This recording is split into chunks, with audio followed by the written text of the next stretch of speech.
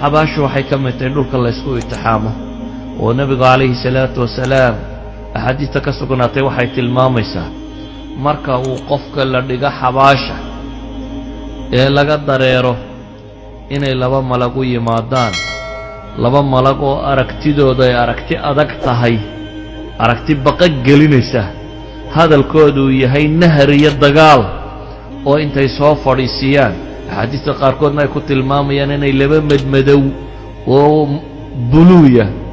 aswadaani asraqaan buu nabigu ku tilmaamaya calayhi salaatu wasalaam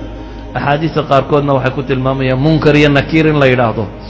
labadaas malag intay soo fadhiisiyaan qofka inay odhan doonaan man rabbuk maa diinuk man nebiyuk waryaa kuu rabbiya diintaaduse maxay ahayd nebigaase waa kuma qofkii alla sugaya subxaanahu wa tacaala markaas allahayna sugaye wuxuu odhan doonaa rabbigay waa alle subxaanahu wa tacaala diintayna waa islaam nebi moxamedna calayhi salaatu wasalaam waa nebigiiyo rasuulkaan rumaysnaa qofkii munaafiq iyo gaalina inuu waxba garan waayi doono oo ay markaasi habaari doonaan waana sababtay ku fasiraan culammadu aayadda qur'aana ilaahay leeyahy yuhabbitu allahu aladiina aamanuu bilqowli athaabiti fi alxayaati addunya ilaahay subxaanahu wa tacaala qofka mu'minka ah wuxuu ku sugayaa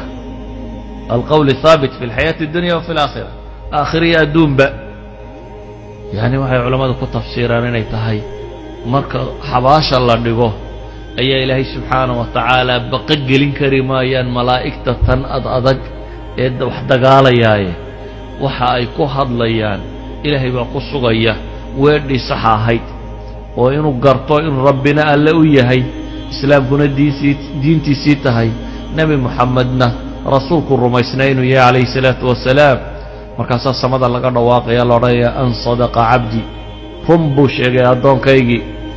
kii kale ee gaalkaana haah laa adri ilaa ay ka yidhaahdaan malaa'igtu laa darayta walaa talawt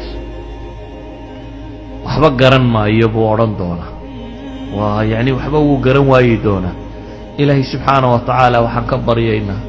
inuu cadaabka inaga dhowro oo qabriga kuwa sugma alle subxaanahu wa tacaala inuu inaga yahay